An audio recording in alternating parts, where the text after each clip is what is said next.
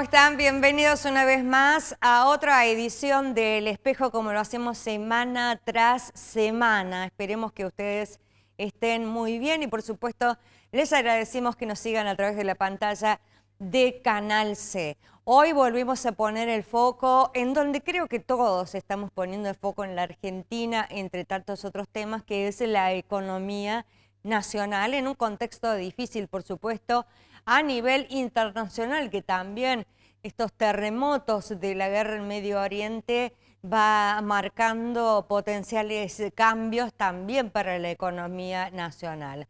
Pero bueno, si evaluamos de estos 2 años del gobierno nacional, viene festejando de alguna manera los números macroeconómicos, el recorte fiscal y pidiendo paciencia, ¿no? ¿Paciencia para qué? Nos preguntamos por allí cómo puede seguir el gobierno nacional en los próximos 2 años cuando en realidad también se vio en las encuestas una caída abrupta de la imagen positiva del presidente de la nación.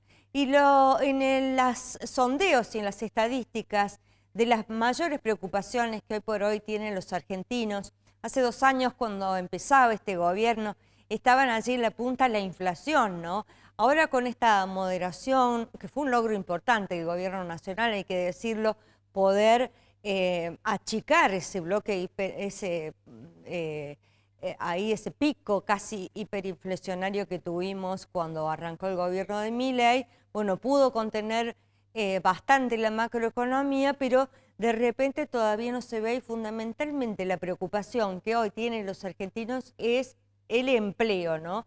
Empleo que así como lo conocíamos formalmente, en blanco, en la antigüedad casi se puede decir, porque de acá a 2 décadas para atrás, hace 12 años que no se genera y bueno, estamos viendo ahora una forma de adaptación de la gente como para llegar a fin de mes. Así que vamos a hablar con la economista Agostina Ambrosi de IDESA, justamente para esta realidad tan rara en la Argentina, donde los números macros dan un crecimiento en el Producto Bruto Interno, pero el empleo y la liquidez que hay como para que haya más crecimiento, la familia sienta crecimiento o recuperación del poder adquisitivo no se está dando. Así que no se vayan, en el próximo bloque tenemos esta entrevista con esta joven economista para ahondar un poco más sobre este tema.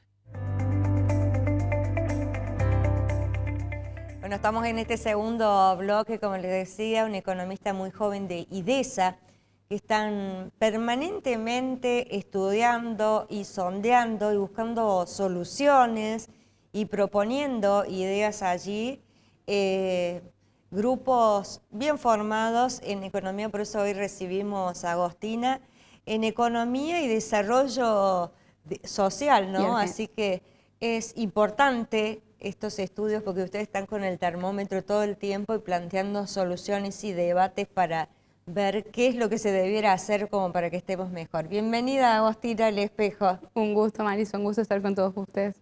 Bueno, contanos un poquito cuáles son las conclusiones que ustedes allí en IDESA sacan a partir de sus estudios con respecto de esta realidad, ¿no? ¿Qué está pasando? Que hay crecimiento después de muchos años, pero que el empleo no se está viendo y está impactando también fuerte en la realidad de las familias, ¿no? Bueno, sí, así como bien vos explicás, vemos hoy en día una paradoja en la economía argentina, porque sí, por un lado tenemos cifras positivas en indicadores como el PBI o el EMAE, que es de la actividad mensual, pero por el otro lado tenemos la otra realidad que es la del empleo, en donde se notan caídas en diversos sectores y también hasta básicamente una precarización de los mismos. Claro, o sea, está concentrado hoy el crecimiento de la Argentina solo en algunos sectores, ¿no? Que ya los venimos mencionando, que son minería, gas, energía, claro. el agro. Sí, hoy en día tenemos los motores del crecimiento económico, tenés la energía, la minería, las finanzas, son todos sectores que si bien obviamente producen mucho, por eso están estas cifras positivas que vemos, son también sectores que no emplean tantos trabajadores, son capital intensivos más que empleo intensivos. Mientras que tenemos otros sectores... Son números muy grandes, mega números, claro, pero por allí el gran caudal de empleados lo generan más las pymes, las Sí, fábricas. sectores en donde se emplea mucho mano de obra, como son la construcción, la industria, que son justamente los que muestran estancamiento o hasta caída respecto a los niveles que tenían anteriormente. Ujú. Y ustedes en estas conclusiones, ¿cuáles son las sugerencias o soluciones que intentan o que ven que no se están dando hoy en la Argentina como para que haya un mejoramiento? ¿Qué está faltando? Bueno, nosotros en términos de este fenómeno de la caída del empleo vemos dos cosas a diferenciar. Por un lado está el proceso en donde nosotros después de años de desorden macroeconómico que tuvimos o de alta inflación, hoy en día las empresas están operando en un sistema, digamos, más estable, ¿no? En términos macroeconómicos. Entonces eso lo que requiere es básicamente que vos como empresa seas más eficiente. ¿Qué significa esto? Que seas más eficiente es que produzcas lo mismo o que produzcas más, pero con menos trabajadores. Esto es un proceso costoso en esos términos, básicamente, pero necesario en el corto plazo para en un futuro poder generar la generación de empleo en el largo plazo, digamos, de manera sostenida. Eso se ve como algo, básicamente, un proceso costoso, doloroso, pero necesario. Pero por el otro lado se tiene un problema en nuestra economía, que son los problemas estructurales que venimos arrastrando desde hace años, como pueden ser los impuestos distorsivos, la falta de acceso al crédito que tienen muchos sectores, entre otros factores que impiden que justamente puedan trabajar en óptimas condiciones. Vos ves que la economía crece, pero no podés tener las condiciones para que ese crecimiento se traduzca en mayor empleo y de calidad. Entonces, bueno, está la fase de estabilización que el gobierno logró, que se ven resultados positivos en la producción, pero se ven los resultados negativos y que todavía no se traducen en el bienestar, porque falta la parte de las reformas que apunten a la competitividad de las empresas, digamos. Ujú. Y ver ustedes, por lo menos yo a nivel personal, te pregunto después si compartís o no, veo que el gobierno, y más aún cuando nos acerquemos a los comicios electorales, no pone sobre los ítems más importantes de su agenda, sobre la agenda política, esto de sentarse a dialogar con, o a mirar por lo menos una política industrial o algunas medidas en el mediano o largo plazo. Al contrario, los discursos da la sensación de que estuviera hablando con enemigos, ¿no? Hay gobiernos que se pusieron de enemigos con el agro, ahora da la sensación de que este gobierno está de enemigo con la industria. ¿Cómo lo ves vos? Yo no sé si compartís, esto es una apreciación personal mía, pero falta también la gestión de decir los distintos agentes, los protagonistas de todo esto, una mirada para adelante para ganar en competitividad, ¿no? Bueno, sí, claramente en eso comparto en términos de la priorización que se necesita ahora para que la gente pueda ver el aumento en el bienestar tanto de su bolsillo como de su empleo, como en mejores condiciones laborales. En esos términos, desde IESA consideramos que tanto la estabilización lograda hasta ahora como la reforma laboral que también quieren llevar a cabo son pasos necesarios, no suficientes, pero necesarios para poder lograr estos aumentos en el empleo que tanto se necesitan hoy en día a nivel país.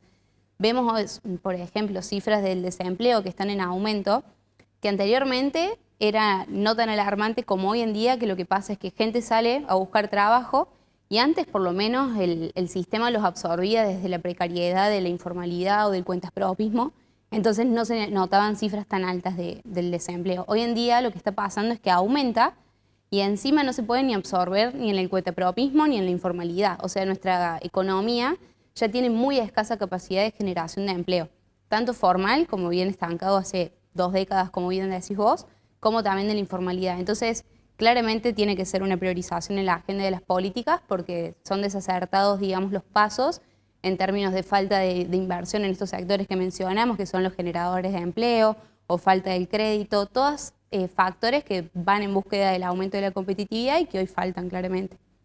¿Cuáles son las razones que ustedes ven en ese sentido? Porque acabas de nombrar algo muy importante que me parece, ¿no?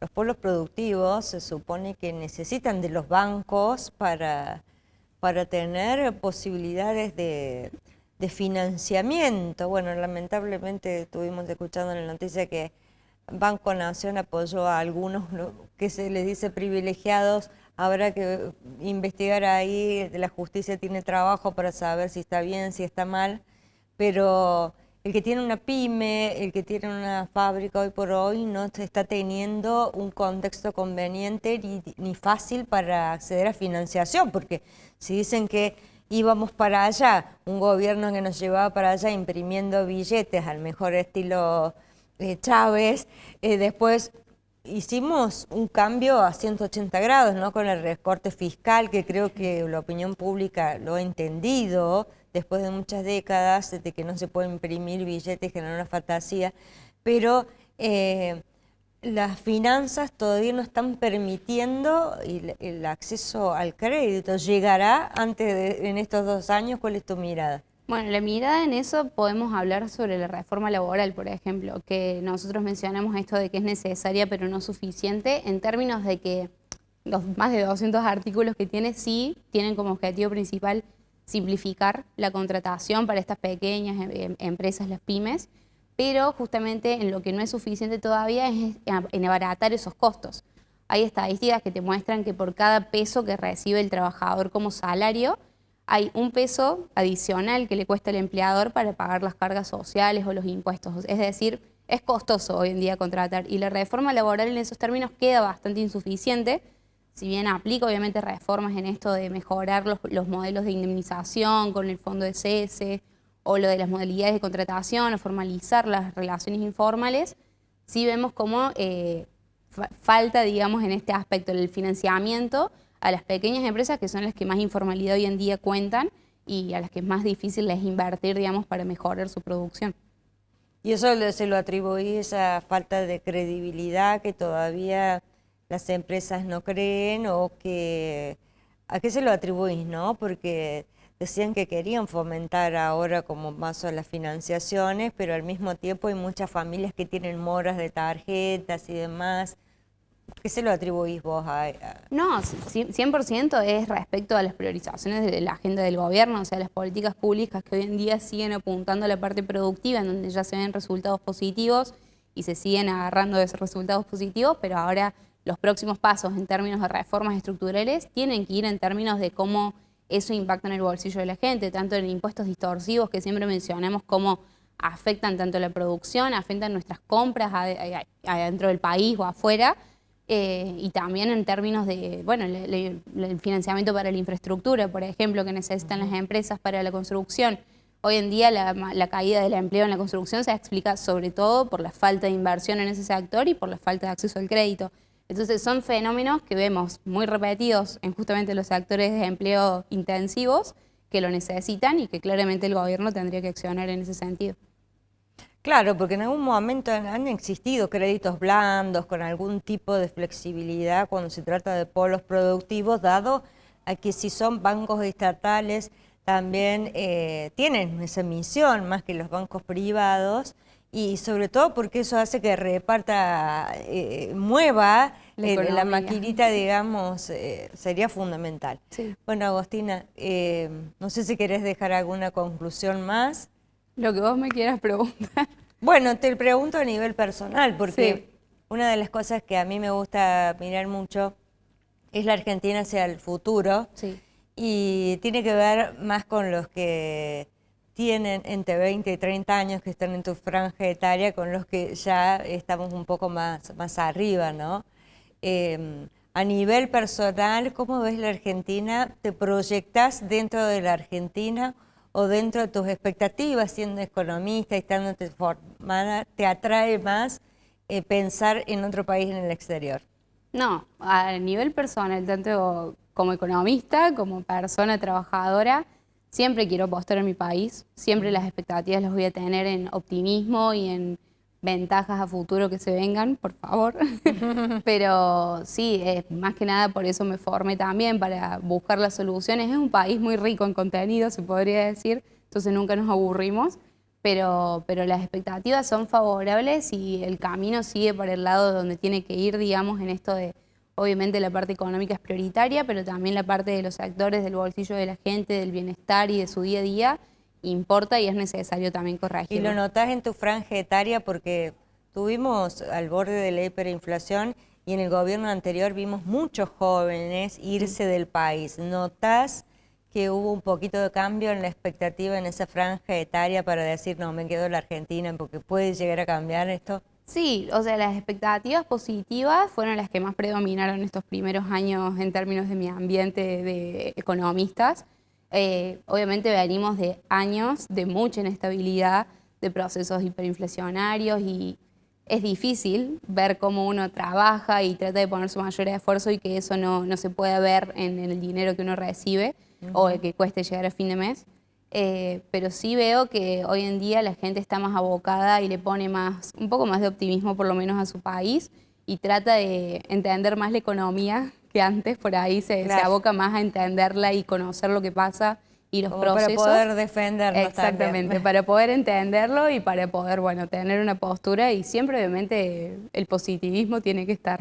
Bueno, muchísimas gracias, Agostina. Gracias a vos, Honestamente, Marisa. te deseo que este país te abra las puertas para todo futuro, como deseamos todos que también sea para los jóvenes de la Argentina, ¿no? Yo personalmente prefiero jóvenes que apuesten y se puedan proyectar en la Argentina y no que estén con las valijas. A ver, algunos se van de aventureros nomás, pero estaría bueno que sea un país que abrace los proyectos de tu franja etaria, de los jóvenes de 30 años. Gracias por estar.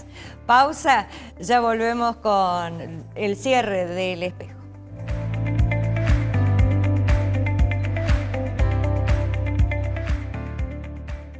Bueno, a mí me encantó esta entrevista, sobre todo porque también le abrimos las puertas a los economistas jóvenes que tienen esa mirada y ese corazón y que seguramente serán los que en las próximas generaciones ocupen cargos importantes para mejorar nuestra economía argentina. Por lo pronto, nos vamos a mantener aquí en el espejo, por supuesto, atentos a todo lo que se viene porque la economía y la política nos sacude básicamente a todos. A ustedes muchas gracias por acompañarnos y los esperamos dentro de 7 días, por supuesto, por el mismo canal, Canal C. Muchas gracias.